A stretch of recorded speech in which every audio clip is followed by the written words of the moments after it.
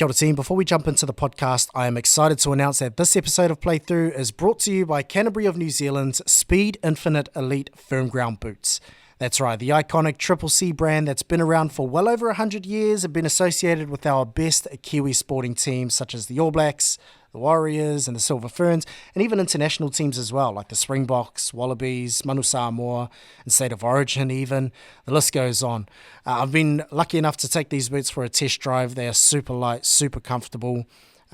They've stripped away all of the unnecessary weight. So it's got a monomesh upper with a vapor skin membrane, making it one of, if not the lightest boots in the game. Now, us touchies, our feet, they're generally wider than average, so it can be pretty tough trying to find a pair of boots that are comfortable enough to last us multiple 2 to 3 day tournaments across the course of a season. Canterbury have adjusted the width of the outsole of these boots, making them wider to cater to the foot profile of players such as you and I. Now, speaking of the outsole, it has flight beam technology as well, which is a game changer. You can actually see it at the bottom of the boot. The best energy response, giving you more power and more stability. Long story short, they're super light, super comfortable, and they'll help you get the best out of your performance as well. Now, our friends at Canterbury are hooking our Touch community up with a 20% discount to use on their website. Just head to nz.canterbury.com or www.canterburynz.com.au, punch in the code 7th Touch, and you'll unlock a 20% discount to use across their entire website. Now, not only that, they're also helping me give away 4 pairs of these boots in the lead up to Touch World Cup. And if that wasn't enough, they're going to couple each of those pairs with a pair of Canterbury slides as well. So do yourself a favor, jump on our Instagram page, head to the giveaway post. It'll be pinned at the top of the page, and enter, tag a mate, share to another mate, and you could be walking away with a pair of boots and slides courtesy of our mates at Canterbury of New Zealand. Let's jump into the podcast. We're all set to go here. And he's called Playthrough. Kia ora team, talofa lava, and a huge welcome to you all. Thank you all for tuning in wherever you're based around, not just Aotearoa, but from around the world as well. I really appreciate you taking the time out of your day to tune in. This is Playthrough, the 7th Touch podcast. I am your host, Tivoli Guthrie, and I really appreciate you all for tuning in, not just today, but last week for the very first episode as well. And an extra appreciation shout out for everyone who has subscribed or followed to the podcast, either on YouTube or Spotify or Apple or wherever you get your podcasts. Your support would mean a lot. It means that I can grow the podcast and make it even bigger and better. So if you could take a moment to subscribe, follow, share, do all of that good stuff, that'll help grow the podcast. So today and for the next couple of weeks, we are going to be talking Touch World Cup. Obviously, it is the marquee event that is taking place in, as it stands, just under a month's time, and it'll be happening up in Nottingham in England, in the UK, which is really exciting for a couple of reasons, actually. And the first is obviously because we've had to wait an additional year to get to a Touch World Cup. The last one was in 2019 in Kuala Lumpur in Malaysia. And then this one, instead of waiting 4 years, it's been 5 years. So that extra year has really added an extra dose of excitement. And then the second reason is because it is the first World Cup to be taking place in Europe since 2011, which is almost 15 years ago. And I'm sure a lot of the European nations are breathing a sigh of relief, because obviously that means cheaper fees, or hopefully anyway. But, obviously a shorter trip and getting the best of the world to be up there in that area. The tournament should obviously be a good one. I suppose over the next couple of weeks, we're going to be just breaking down each and every open grade, starting with the mixed open, which we'll do today. And then next week, the Women's Open. And then the last week, heading into the World Cup, we will break down the Men's Open as well. Apologies to all of my fellow touchies playing in the senior divisions. There's just, I suppose, so much to cover and so little time. But I do want to acknowledge all of the hard work and sacrifice that you've put in, just as much as the Open players, to get to Nottingham in a couple of weeks' time. That's what we're going to be doing for the next couple of weeks. Now, I'm sure if you are watching on YouTube, you'll be able to see behind me. We've got, first of all, the Goat Range tee. If you haven't got one and you'd like one, head to seventh-touch.com and you'll be able to pre-order one. But I specifically wanted to draw and pay special mention to the player that's on there, which is Peter Walters, SP Dub, Sir Peter Walters. He is playing in his 10th Touch World Cup, this coming edition, which is such a huge achievement. And I just wanted to acknowledge you, Pete. Huge shout out. And I suppose what makes it even more special is that not only has he played, well, I suppose it's one thing to play at a World Cup. He's playing at his 10th, and he's played at every single one since its inception in 1988. So he has played every single World Cup tournament, and keyword there is played. You know, he's, as well as coached a couple of teams, he'll be coaching at this upcoming one.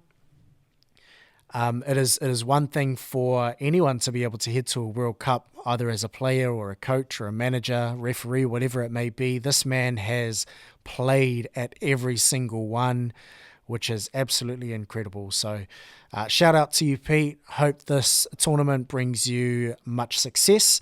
And then at the bottom there, we've got a pair of the brand new Canterbury of New Zealand Speed Infinite Elite Firm Ground boots, one of the lightest boots on the market. If you haven't checked out our Instagram post about the giveaway, jump on there. It'll be pinned at the top of the page. You'll be able to enter to win a free pair of boots and Canterbury slides as well. And you can also use the code 7TOUCH to jump on the Canterbury website and get 20% off your order across their entire range. And then last but not least is the singlet that belongs to me. Now, over the next couple of weeks, I am hoping to sort of get a different singlet from a different nation up there, and I've got a couple that have a special cordetto behind them. So in terms of this one, it was my debut singlet. So I debuted at the 2011 World Cup, which was in Edinburgh, as a young 18-year-old playing in the New Zealand men's, and it was such an awesome experience. Like, you know, for those of you who have been to a World Cup, you'd know what I'm talking about. For those of you who are about to attend their first, I really hope you enjoy it as much as I enjoyed my first. You know, just all the other nations and getting to, I suppose, experience different playing styles and enjoy each other's company from, you know, all walks of life and all cultures and different nations. It's such an awesome experience. We walked away with a silver medal, lost to Australia in a close final. It was down to the wire. But the tournament itself was amazing. It was made all the more special because I got to enjoy it with my brother and my parents as well, who made the trip over. And very, very fond memories of the 2011 World Cup in Scotland. But for this one, we're not interested in the 2011 World Cup. We're interested in 2024. So as I mentioned, it is taking place up in Nottingham in England. And while we're on that subject, a huge shout out to England Touch for, I suppose, well, first of all, getting the tournament back up to the Northern Hemisphere. And you know, I'm sure I'm not sure how many of us actually keep up with Touch over in Europe, but whenever tournaments are on in Nottingham, the facilities always look amazing. The facilities and the live stream in particular, which is, you know, obviously the visual that you can see watching at home. Now, the Nottingham playing fields, the University of Nottingham, Highfields, it's been home to the 2018 Euros, the 2022 Euros, the 2023 Atlantic Youth Touch Cup, which are obviously all international events, as well as all of the domestic events, or most of the domestic events for England as well. It's an amazing facility. The playing fields look immaculate, and just a huge shout out to England Touch. I hope that, you know, the tournament is as amazing as what the last few international tournaments have been. And I'm sure England Touch are well on their way to making this one the biggest and best tournament yet. 39 nations at this tournament, I think it's a tick under 190 teams and a growth of around 60% from the 2019 edition. So, I think a big ups to not only England Touch, but a big ups to all touch playing nations around the world for entering. It is going to be exciting, that's for sure. So what are we going to do for the first 3 episodes? As I mentioned, we're going to be breaking down each of the open grades. What will it include? Well, just a quick preview of each of the pools, key players to look out for, a few predictions, cheeky predictions in there. And that's all just based on what information is available to me. Now, obviously, everything that is in this podcast is purely prediction. It's by no means bulletproof, these predictions, and in fact, I'd be happy if any nation was able to prove me wrong. So that would be awesome. But yeah, it's all based on information that is available to me at the time, based on squad lists that are out on social media, based on previous form from past tournaments. Doesn't include anything like injuries or late withdrawals if anything happens to any of the players, knock on wood. But yeah, just the general sort of breakdown, and we'll go through each of the pools, and we'll run the rule over every team and see which ones I think are going to come out on top at the pointy end of the tournament. So, without further ado, we'll first get into the mixed open grade. Mixed open grade amazingly have 29 teams participating at this tournament. There were 22 at the last World Cup. And so that's a growth of an extra 7 teams, which is incredible. I suppose my initial thoughts when I saw the draft list come out from FIT was that is awesome. Having 29 teams in a single grade, that's 29 nations being represented out of a possible 39. So, I suppose with the mixed open in particular, it's one of those grades where nations can really focus all of their efforts, especially for those developing nations. So it's hard enough getting, 16 committed players to fill out 3 open grades. What those developing nations will tend to do to give themselves a better opportunity is to get just 8 of the best players in the men's and the women's, or however the ratio they want to take, whether that's 10 and 6 or 9 and 5, sorry, and get them all into the one team, and then say, hey, let's give it your best shot. It's definitely a great way to do it. And if you can get 16 of your best players all in the one team, as opposed to half or 3/4 of your team being good, it definitely holds you in good stead. So mixed open, 29 teams. And of those 29 teams, 10 of those nations weren't a part of the 2019 World Cup. So we've got 19 teams returning for this edition. And they've been broken up into 4 pools because of the amount of teams. So we've got Pool A, B, C, and D. And A, B, and C have 7 teams, while Pool D has 8 teams. So yeah, I suppose we'll just get stuck straight into it. So Pool A, you've got Australia, China, Ireland, Italy, Philippines, USA, and Spain. Now, obviously, Australia, as the defending champions, will be the favourites within that pool.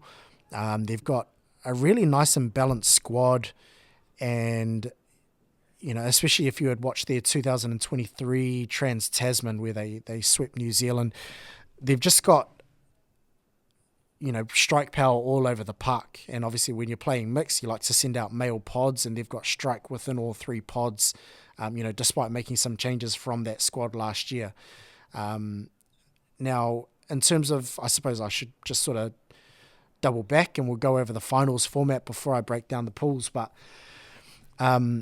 you've got 7 teams per pool, or 8 in Pool D, and then the top 4 of those pools are going to qualify for a round of 16.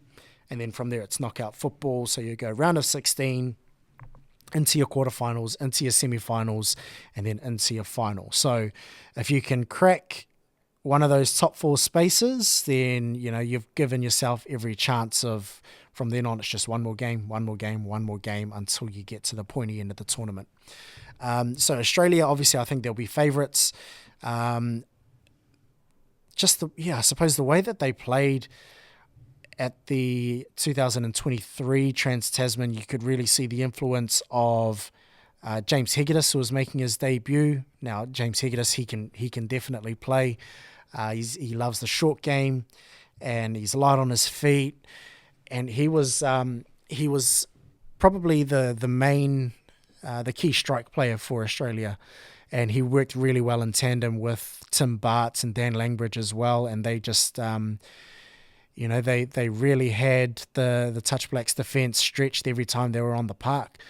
Now, looking away from that pod, you've got Zach Bazunas, who was a star of the Sydney Southern Rebels, at the NTLs, and then you've got also Andrew Searle, Jackson Mills, who's been around for a wee while now as well.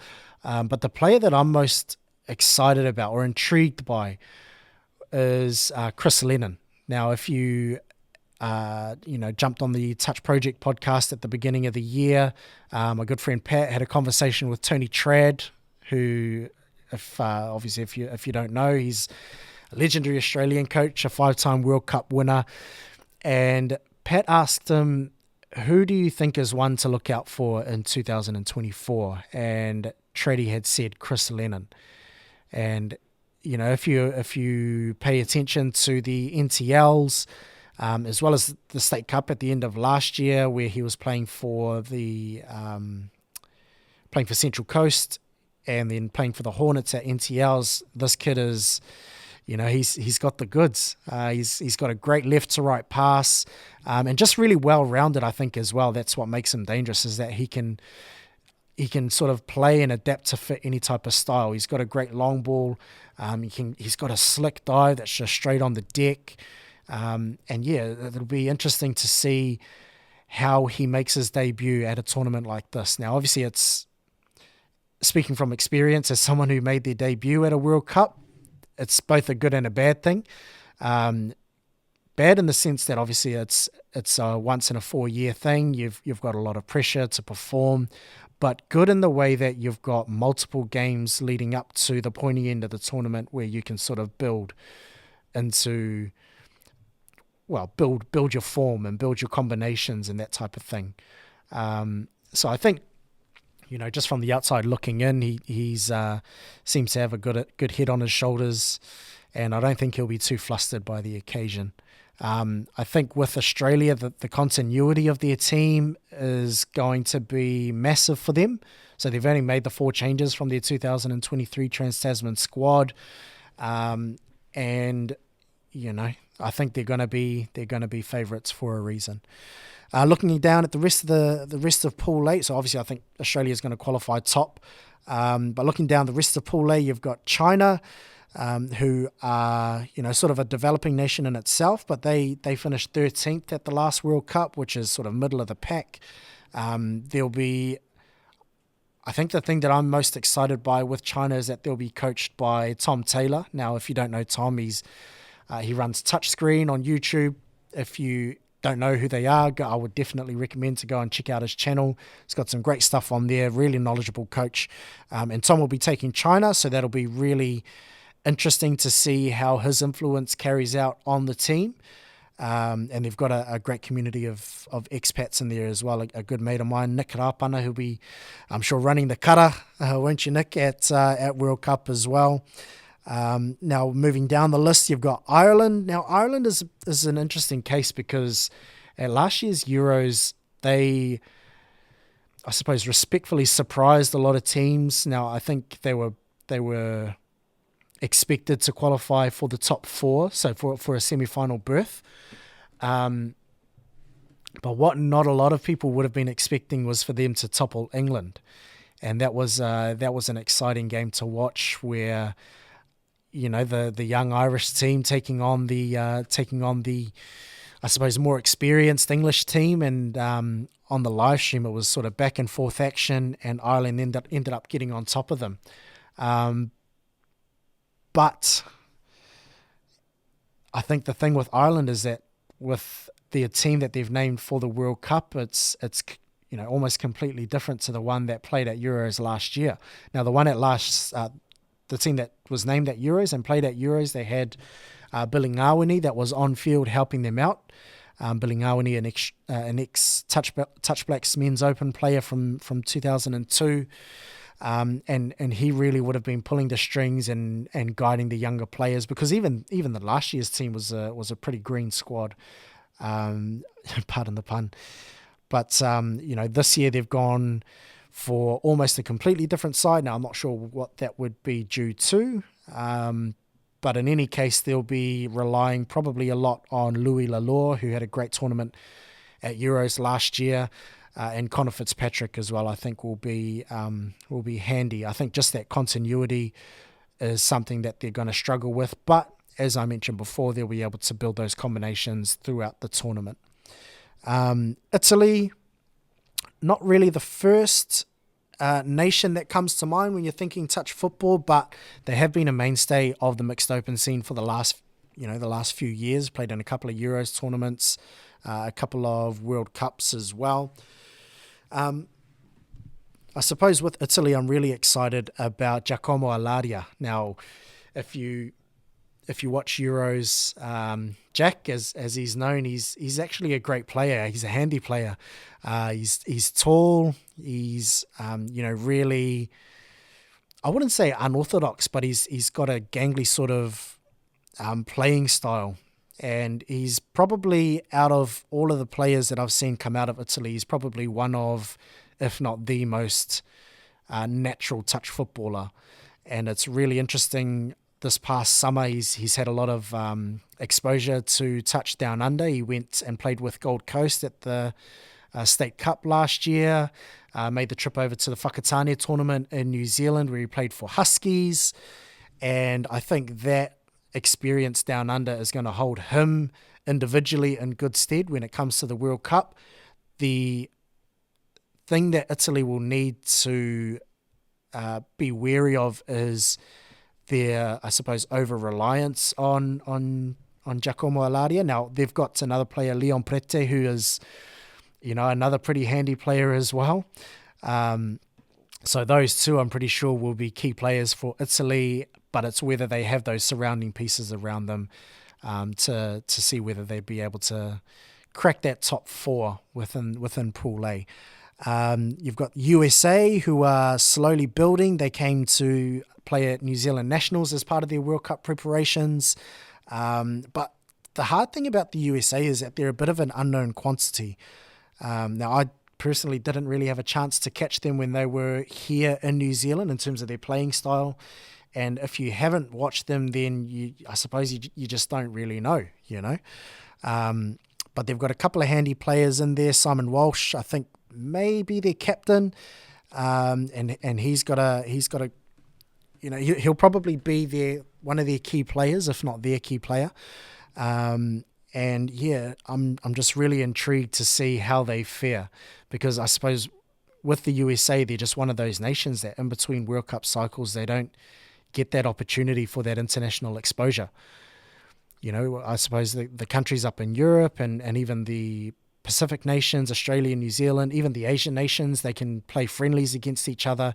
For America to get any international game time, they've kind of had to travel away. You saw at the Atlantic Youth Touch Cup last year, they took away a youth team to play in that, and that's a long flight. They have a really good nationals, which is probably where they get a lot of their, I suppose, exposure, or whether they get a lot of their competition. But I suppose the point that I'm trying to make is that a lot of that has to come internally. So it'll be, it'll be interesting to see how they fare. They came 14th though at the last World Cup, and I don't think they'll be slouches, and I think they'll really challenge for a spot in the top four within their pool. You've also got Spain as well, and I suppose they're in the same boat. Spain haven't had a mixed open team ever at a Touch World Cup, I don't think. So it'll be, I'm intrigued to see how they'll go. And then the surprise package, I think, of Pool A is going to be the Philippines. Now, I suppose I say surprise. I don't know how much of a surprise it would be. If you were watching the Asia Pacific Youth Touch Cup last year, the Philippines in the under-20 mixed grade caused easily the upset of the tournament, but I would even go a step further to say one of, if not the greatest upset in international touch history. They knocked off New Zealand at the semi-final stage to qualify for the gold medal match in the 20 mixed. And, out of that team, they've got 10 of those players that are going to be carrying on to represent Philippines in the open mixed. So that's, that continuity is going to be great for them. The counterpoint to that is that they are all young. Now, personally, I'm a believer in if you are good enough, you're old enough. But, having 10 of those players, it could be a step up. I don't know. We'll see. I think a lot of their play style is, because obviously a lot of them are Australia based. So their play style is very Australian influenced. But they're going to rely a lot on the Richter boys, Isaac and Jacob, as well as Damon van der Wilde as well. But I think the key for them is probably going to come from their outer statesmen. So your Kim Solman and your Alan Shine. They'll be, I suppose, the glue that holds the young team together. But, we'll see how they go. If they can crack a top 4 spot, I actually think that they'll qualify sort of second or third within Pool A. But as I mentioned at the beginning of the podcast, if you can crack a top of or a round of 16 spot, from then on, you just take it game at a time. And if you can knock off enough single games, I think they'll be knocking on the door of a semi-final berth. We'll see. Now, moving on to Pool B. Pool B, we've got New Zealand, Japan, South Africa, Scotland, Germany, Chinese Taipei, and Cayman Islands. I think there is, respectfully, a clear-cut top 4 and a clear-cut bottom 3 within that pool. I think the top 4 are going to be taken by New Zealand, Japan, South Africa, and Scotland. But, as I mentioned, happy to be proven wrong by any of those other teams. With those top 4, I think it'll come down to positioning and where they finish within that pool.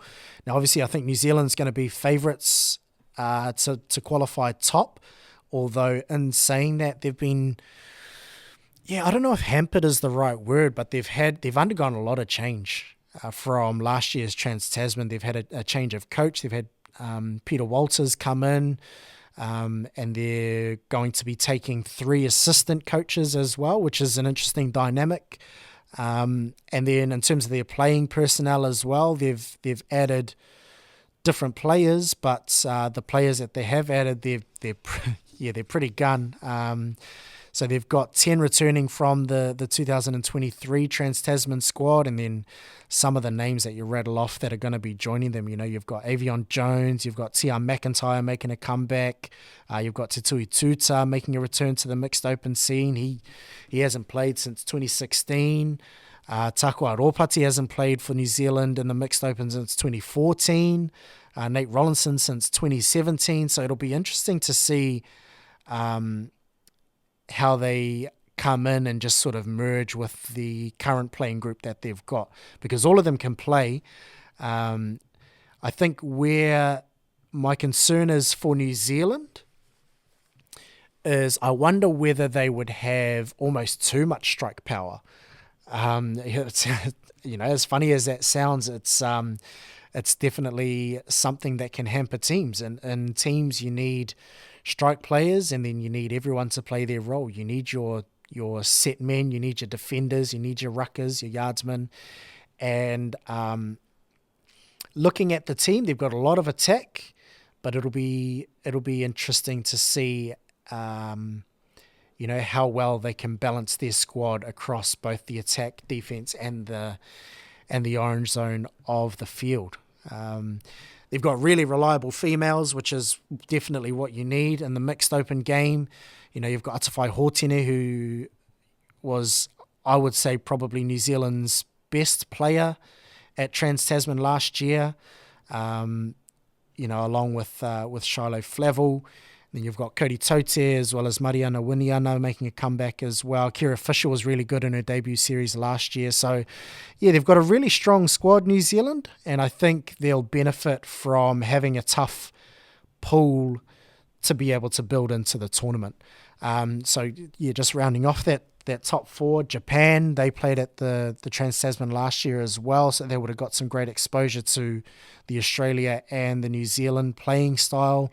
They had the added benefit last year, though, of having Hideaki Nara, my apologies, playing with them. He's a Japanese stalwart, the Japanese GOAT, and he made the decision to jump across to the mix to sort of help bridge that gap between, playing from the 2019 World Cup to the 2024 World Cup. But he'll be playing in the Japan 30s this year, so yeah, Japan, it'll be interesting to see how they fare. Now, they've got great players, but yeah, it's a matter of whether they can hit the ground running, and they showed glimpses of that in the Trans-Tasman last year, but we'll see how they go playing against some of the other bigger teams. South Africa is more of the same, and I suppose when it comes to South Africa, the difficult thing with them is similar to the USA, is that just due to their geographical location, it's really hard for them to get international game time. They're kind of isolated down at the bottom of Africa, and it's a long flight to be able to get that exposure internationally. Now, they did have a contingent that went to the Atlantic Youth Touch Cup, which is awesome. They've got a couple of players from that squad that'll be joining them in the mixed open. So yeah, we'll see how they go at the World Cup. I suppose similar to both teams really. They'll benefit from having those tough games within their pool, and then we'll see how they go once they get to the round of 16 and the knockout stages of the tournament. Scotland were the big success story for Europe at the last World Cup. Now, I'm not sure how many of us are aware, but Scotland won the very first open grade medal for any European nation, which is such a massive achievement at the 2019 Touch World Cup. They had, a great balance of youth and experience. They were led by Mikey Short, and then had, those surrounding players, such as Callum Anderson. They had Finlay Lockhart in there as well. So yeah, it'll be. I suppose what's disappointing for them is that they've had such drastic change from that 2019 squad to this squad. Only two of them are returning to try and defend that bronze medal, and that could be for a whole heap of different reasons. I know that at least 5 of those males have hopped across to the men's open squad. So yeah, a lot of change, but I'm excited to see whether Scotland can come back and defend their bronze medal, because they did so well in winning that at the 2019 tournament. And then you get into the last 3 teams. You've got Germany, Chinese Taipei, and the Cayman Islands. The first 2 teams, they haven't had much international exposure over the last couple of years. They finished 21st and 22nd at the last World Cup, respectively.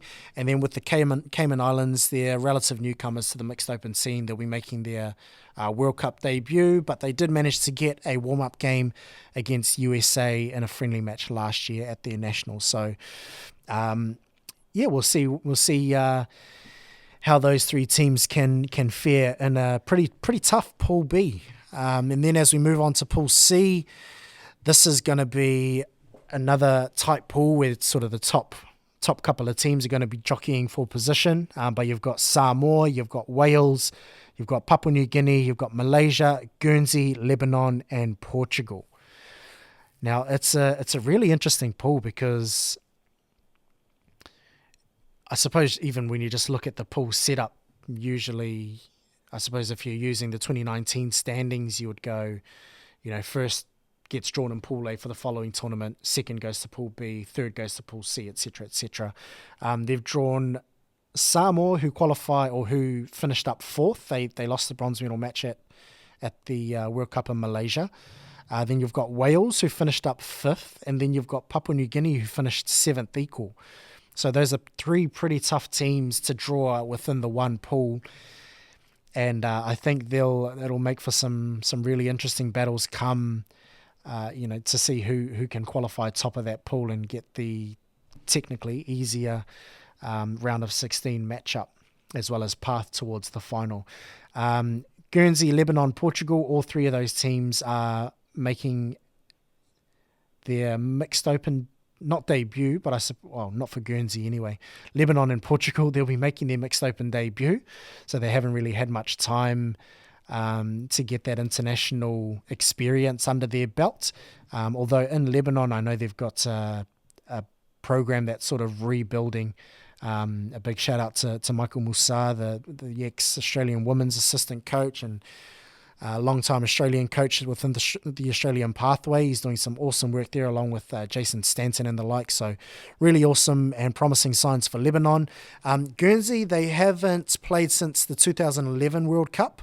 So since the last one that was in Europe. So they just had their Interinsulars on the last weekend, where they went down to Jersey. So yeah, we'll see how they go. I think all three of those teams will be jostling for that fourth spot within Pool C. So the last, that last spot obviously guarantees you a shot at knockout touch footy, and they'll be competing for that with Malaysia, I would say. But Malaysia, although they've been training pretty hard, based on what you see on their socials, they've had quite a lot of game time as a contingent.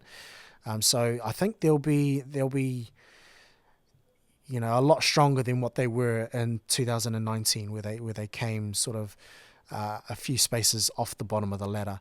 But then you get to the top three teams. You've got Papua New Guinea, Wales, and Samoa. PNG, they've been, I suppose, hampered by a pretty difficult build up to the tournament. But they do have some class players across, all three open teams, across the mixed women's and the men. So I'd love to see PNG come out and really make a statement in Pool C, and they'll be competing with Samoa and Wales for those top three spots. I would predict. I think Samoa, while they've named a pretty strong team, I think where they're going to fall over is just the loss of experience.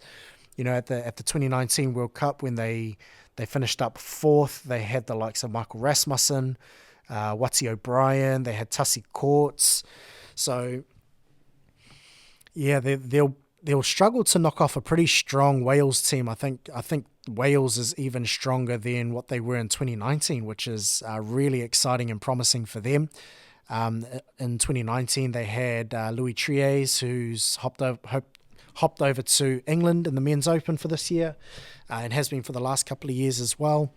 And they had Gareth Revel as well, or Revel, and those two formed a pretty lethal combination. But this new crop of Welsh players are, something to be excited about as well.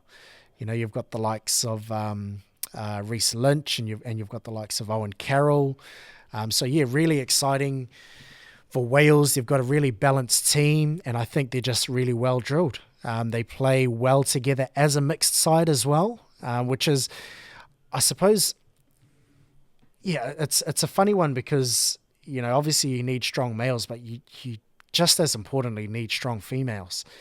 And if you can't work, or if the way that you play is as though you're playing with three boys and three girls almost separately, then you're going to struggle in the mixed grade. But Wales, they do really well at gelling together, and they've got a really strong squad. I think they've only got a handful maybe that aren't returning from last year's Euro squad, and they have won the last two European championships as well. So two-time defending champs. I reckon they'll be favourites to top Pool C, and then Samoa, Papua New Guinea, and I think Malaysia are going to be pretty difficult to oust out of those top three or top four spots. So yeah, Pool C I think will be another interesting one. And then Pool D, you've got England, the hosts. You've got France, Switzerland, Belgium, Jersey, Canada, the Middle East, and Chile as well. I think those top three spots are going to be between England, France, and Chile. And then that fourth spot, I suppose, similar to Pool C, it's going to be a really tight tussle to see who would be able to qualify for that round of 16. I think the Well, it's going to be between obviously the Middle East. Middle East played at the last World Cup and they didn't do too badly. They finished 18th. Canada, Belgium, Switzerland, and Jersey are all going to be making their. They all didn't play at the 2019 World Cup. Switzerland have previous experience in the mixed open. I think Jersey might have played in a World Cup as well. Belgium, I don't think so. And then Canada, they'll be making a long-awaited return to international touch. The last time they played was way back at the first one in 1988. So after almost 30 years, it is awesome to see Canada back in the mix of international touch footy. Now, I think when it comes to those top three teams, you look at England, and they've got a really interesting style of play. They're very I suppose they're similar to Wales. They're very balanced. They use their women very well as well. And then I think that's none more so evident than when they attack on the 7. Now, it's been interesting watching them play and the systems that coach Justin Conway's sort of implemented within their team. They like getting their females in as almost like a strike or to run part of their sequencing. So they like to get a female, whether that's Danielle Evans or Anna Crossley, to run a punish on the link. And sometimes they have a crack and sometimes they actually score, which is all part of the sequencing. Now, once that option is being defended, then they can swing it to the opposite side of the field where they have two males attacking and then, looking for that mismatch out wide. So a really interesting style of play, one that we're not really used to down here in Australia and New Zealand. Obviously, we're really heavily focused on playing the 3 males and then the females running off them. It'll be interesting to see how that style of play comes up against some of the other favourites of the tournament.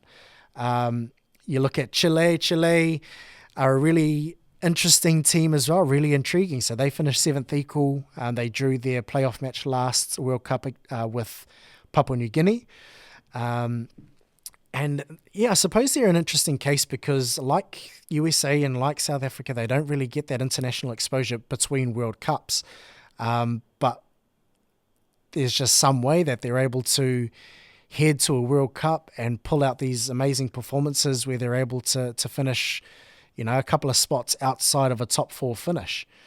I think a large part of that is due to the coach, John Singh, who's a long-time coach up in Queensland. He's taken the South Queensland Sharks. He's taken the Gold Coast Titans in the NRL Touch Premiership. He's coached at Australian level, Queensland level, State of Origin. So, a really knowledgeable coach, and obviously his influence rubs off on the players as well. So, Chile is a really exciting prospect. It'll be interesting to see how they play. Obviously, I think that they'll qualify for the round of 16, but, it'll be interesting to see how they go in the quarters and if they make it, the semi-finals as well. And then the last team of the pool, you've got France, who are, another strong team. So France were the success story of Euros last year because prior to 2023, France had never qualified for any open grade gold medal match at Euros. Up until last year when their mixed open and their women's open were able to crack through and qualify, win their semi-finals and qualify for a gold medal match, which was an amazing tournament. And it happened in Vichy as well, which is it was a home tournament. And central to that performance was Maël Pan. Maël is, a pretty incredible player coming out of France, and he shoulders a lot of their, attacking responsibilities. But he's ably supported by a couple of the other players as well. You've got Aurélien Antoine as well. And it's just, really exciting. The way that they play is just really exciting. They combine some of that structured stuff that they've been going over with Mark Tipple, who's an Australian or a coach based in Australia, who's gone over to help the French national squads. And I think his influence on Maël is growing. And he's just I suppose what I was going to say is that he mixes structure well with that sort of natural unorthodox style of French football. You know, if you look at the French rugby team, the way that they play, it can be described as quite unorthodox, but the way that they're able to sort of blend those two styles together is a work of art, really, and no player is better at exemplifying that than Mael Pan. He came down to play in the Queensland State Cup as well. I think he had a game at the New South Wales State Cup, just due to that relationship he's got with Mark Tipple. And then he came across to play in the same team as Giacomo Alaria, funnily enough, Italy's key strike player, and they both played for Huskies at the Whakatane tournament. So I think similar to Jack is that he's got that experience down under, and that is massive, because what they can take from that experience and that exposure to this style of touch football and take it home and try and coach and teach the players around them about it. It's only gonna hold them in good stead. I suppose where France not so much fall over, but where their challenge is going to be is around their supplementary pieces, and whether they've got enough around Mael Pan and Aurélien Antoine to be able to challenge consistently those sort of top 4, top 5, top 6 teams. I think they'll be there at the pointy end of the tournament. I would expect them to qualify for at least the quarters. But past that, it'll be interesting to see who they draw in that quarterfinal matchup, because if they get the right matchup, it could be a team that is a lot more used to defending structure, then that could play in France's favour and they could earn a semi-final spot. I don't know. But it'll be definitely interesting to see. And the whole mixed open grade in general is going to be interesting to see as well. I'm excited for it. I think when it comes to the pointy end of the tournament, if I had to make a prediction, obviously I think that Australia and New Zealand respectfully will qualify for the final. Semi-final spots, I'm going to say Wales will nab one, and the other will go to, I reckon it's going to go to the hosts, England.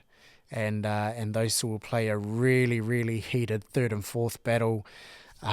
Wales have managed to get over the top of them twice over the last 2 Euros finals, so we'll see if England can get one back over their rivals, if it happens to fall that way.